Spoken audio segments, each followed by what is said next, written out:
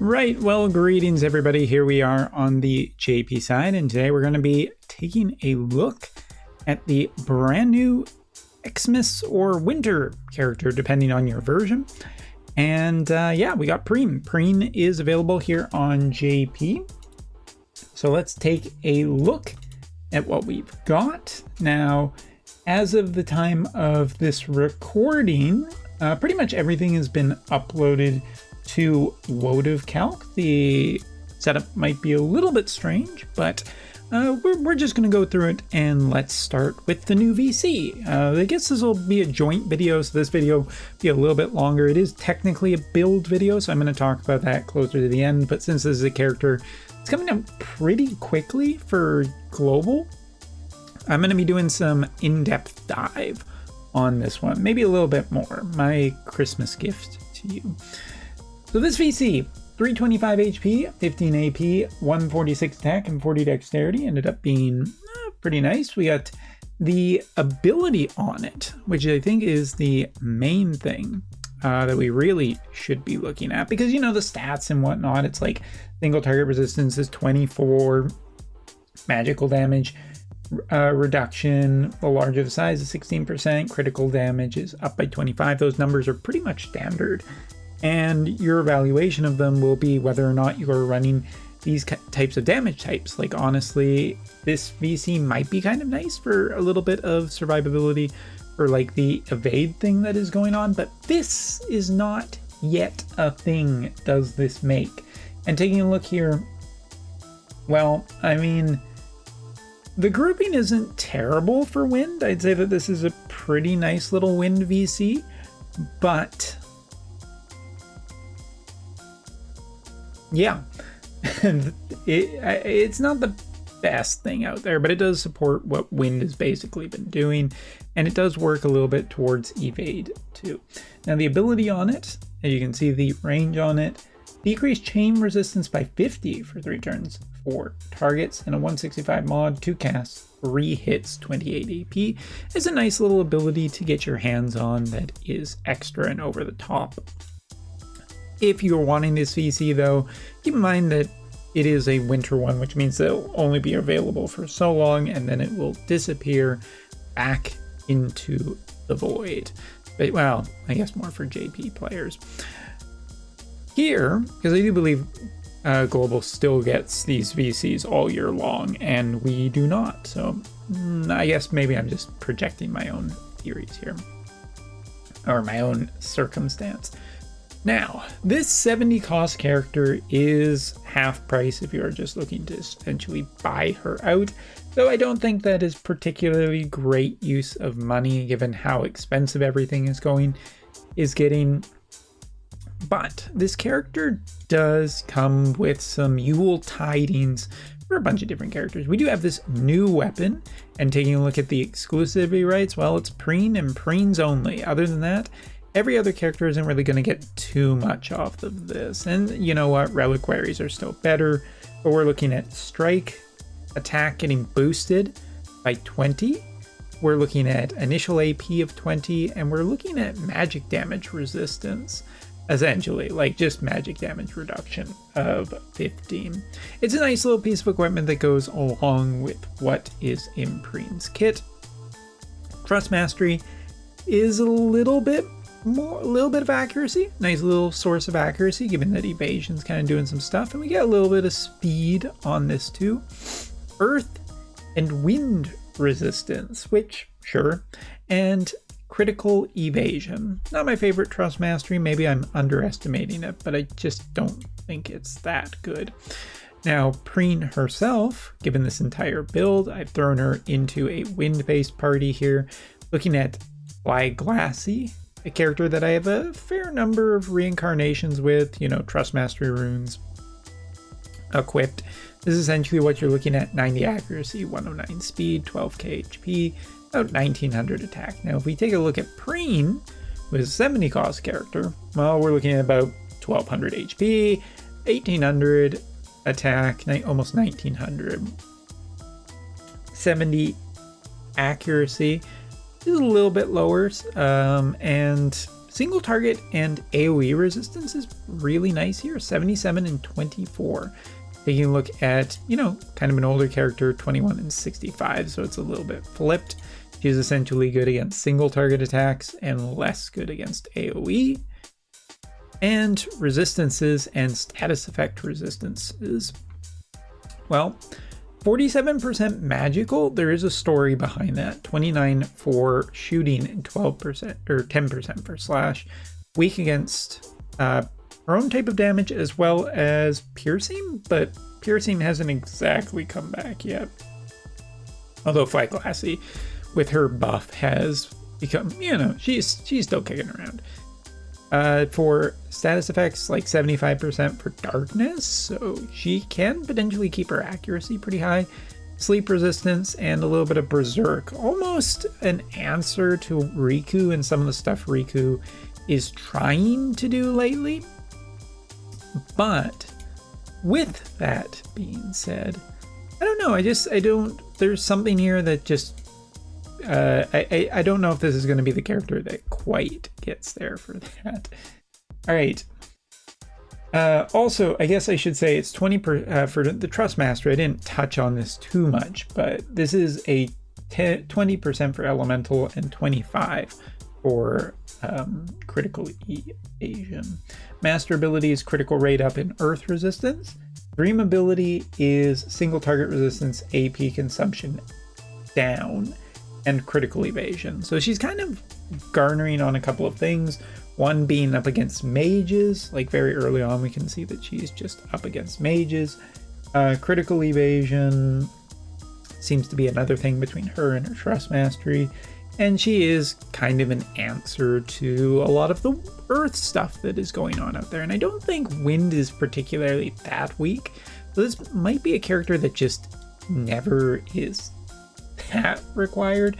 But also Fists, like if we're looking at this character as, you know, not a Wind and Fire party based character and not a limited time based character, then what are we looking at her for?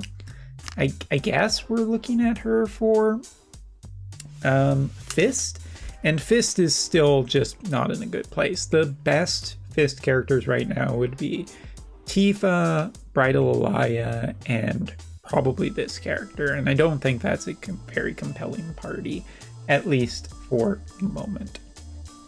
All right, jump into supports and see if her new supports are worth the wait. 25 accuracy from this one, 40 attack for self, increases by 3% for every time she receives damage, so that's very brawlery. But essentially it could be a 55% attack increase for her, providing that she does survive. So she does need to survive a bunch of hits, but she does get stronger potentially the longer battle goes on. She also has defense penetration of 40 here and reducing physical damage taken of 5%. Now there is something that you can see down here where the number of times is being increased. That's just the 5 times that we were talking about earlier for increasing damage. It's a little interesting that there's a physical damage reduction permanently in here. As for her other support skill, magic resistance of 12%. That's part of the reason why you're getting that extra magic resistance on her current build. But reduces magical damage taken by 30% for self. This effect is removed after 3 hits. Again, very, very anti-mage limited cost character seems to be the build or the order of the day for this character. And I think it's interesting because looking at Thief, I mean, acquired AP up, not super great. Thief's move +1 and agility of 12% is actually pretty nice. I think that her speed is pretty well represented here, given that, you know, she has the survival instead of what we've been seeing a lot with characters, which is the Hermes sandals. This character just having this means that, you know what, you can boost her agility even higher with a good support skill. As for, what is it, Saber Knight, I believe it's called for her other sub job, 24% attack, slash attack resistance, not super useful here. And slash attack resistance, as well as magical distance-based resistance. And I don't think that's particularly that great either. So I think her own support skills are pretty nice for this character. Just pretty nice. Here, reaction block, chance to counter magical damage at 70% by reducing magical damage taken by 25. He also has Saber Knight, which can counter damage up to 2 panels away and dispel haste and buffs and physical damage increases and magical damage increases. And that one's kind of interesting.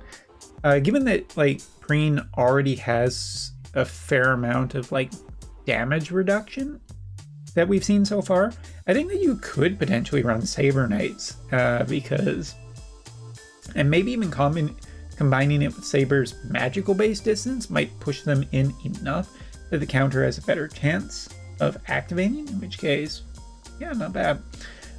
Thief, counter all damage 20% by increasing agility by 40. It's interesting. I think that there's a voice to be said for most of these counters, although, I mean, if you're going up against an all mage team, you essentially want her own one. And maybe if you're going up against physical, yeah, maybe Saber Knight, maybe Thief to give her an extra speed boost so she can potentially get in a few extra attacks, potentially before dying. Limit Burst, we'll just touch on this very quickly. Physical damage increase of 20% for 3 turns, 240, and automatically cast another ability for herself. I do believe that's the healing ability, and it's a 40% HP heal that you get off of this. Not bad. Actually, really quite nice. I mean, it restores her own HP as well as others, so sure, let's go. And yes, talking about build. Martial Arts Master is her main job. 2 abilities on it are a decreased defense for targets and a 165 mod. It is a couple of hits and a restore self HP of 40%. Not super exciting, but could be a valuable to have that healing. Sorry, I clicked on the wrong thing. Could it be valuable to have this healing if you're trying to outlast just a all mage party? Then this might actually just be okay, since you kind of save up and then can retaliate with a high amount of damage. Blade Knight, a lot of its abilities are slashing based damage, which is not the thing that this character really is going to be specializing at. So what are we looking at? Well, some buffs: critical evasion, slash attack, or increased slash resistance, increased defense and spirit by 20 apiece, and absorbs 50% of the damage. That ability is not bad to give her another source of healing as opposed to this ability. Why not just let her do damage and heal off of it rather than just having a 40% HP heal ability if her damage is high enough? Could be confusion. Don't think that's super great. Decreasing wind resistance. I feel there's enough of that already in other currently used units. And chance for gives an auto revive of 20% HP, as well as increasing defense penetration and debuff effect weakening and increasing slash attack, but that last one's not super good. I think that the Blade Knight is actually quite nice. Thief does have increased evasion rate, which I don't think that's what she really wants to do. Confusion, we've already talked about it, not super interesting. Decreasing accuracy, again, not the thing that Wind is doing. And a critical hit from behind. And she does have decreased CT and increased agility, which might be useful for Guild Raid, and I would recommend it if Guild Raid happened more than once every 3 years. It would be a good thing. So Thief, I think, is out. And I don't think Martial Master. I think that Blade Knight is the one that seems quite nice for her, because it gives her effectively auto revive and a ability that gives her 50% damage done absorption. Of course, modding out abilities on some of this might be a little bit difficult. So we gotta talk about her main kit and what we would potentially get rid of to make room for this. So her primary ability, Just reduces counter chance by 100 for multiple turns. Pretty good range on it at 3 apiece for a basic ability. I think it's okay. Second ability, increase attack by 60% for 4 turns, spirit by 30, single target resistance by 25, and grants protect for 4 turns. This is all a self ability, but that's a lot of stuff. That's anti-physical and anti-magical and an offensive increase. It's a lot for a single ability, and I think you're always going to want to run this ability. Next up, looking at this one, just want to make sure. Okay, I do have the right one. Increase accuracy by 30 for 3 turns for self. Dispel all buffs, haste, physical damage increase, magical damage increase, and a 165 mod. Pretty damn nice to have access to an ability like this. I mean, extra source of accuracy is good, given that she will almost certainly be fighting evasion characters for the next little bit. And even if dispelling is just pretty sweet here, this ability that actually is a party-based buff reduces magical damage taken by 50% for 4 turns, or 4 times, sorry, misspoke. Magic damage resistance of 30% for 4 turns for allies. That magic damage taken is obviously just for self.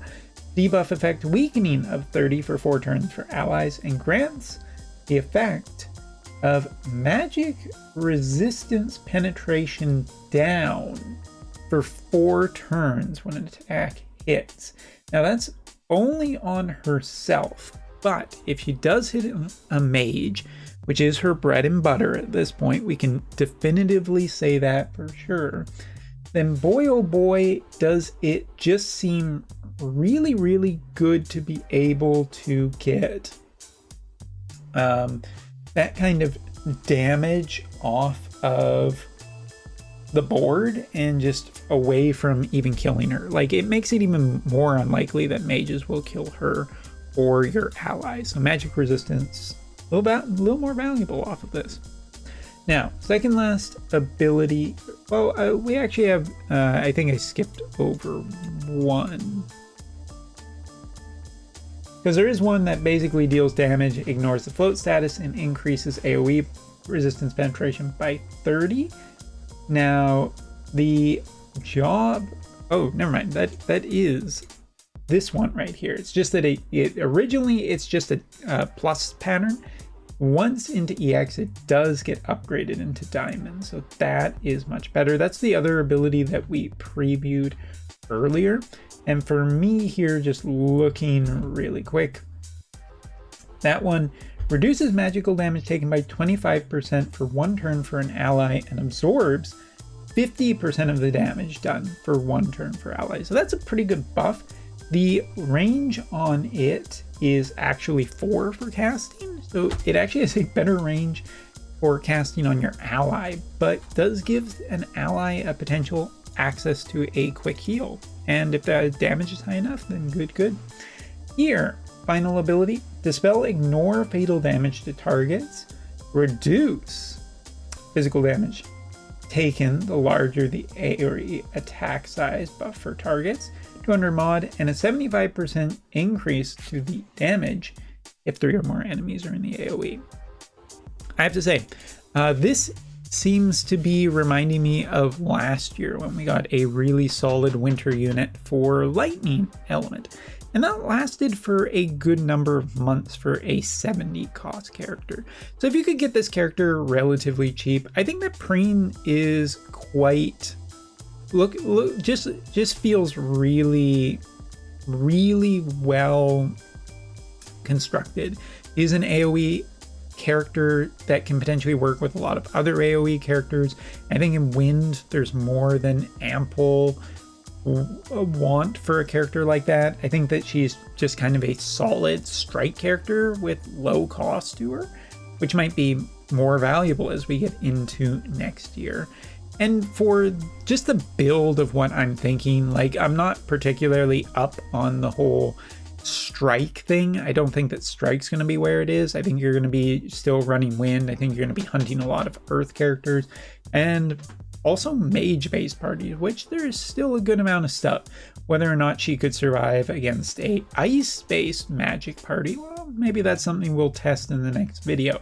Of course, reliquaries, I'm just thinking that if you are running her in just a wind-fire based combo, which Sephiroth, and you might be able to hunt ice-based parties quite nicely with that combination. Reliquary is almost always certainly just better every single time, and I don't particularly care that much for her own Trust Mastery. There's lots of Trust Masteries that are currently used, such as Ashen Ketone or Dialdo, or a bunch of other limited characters that Trust Masteries are constantly thrown on characters for very obvious reasons. But I quite like Perrene for a 70 cost character. Does that mean I would go all out for her? Hard to say. New Year's can sometimes be a pretty busy time with new collaborations, for example, and, well, some other stuff. And I don't exactly feel the generous flow of Gumi with the current banner. There's not really much on here. It's just, you know, standard copy and paste, which is fine. I already tried to pull it and get her, so of course I'm salty and bitter about it. But here is her limit burst animation to close out the video, and next time we'll be testing her out. Maybe a little bit more discussion, as I think between videos, whether or not there's anything I want to recommend for build farther than it can say.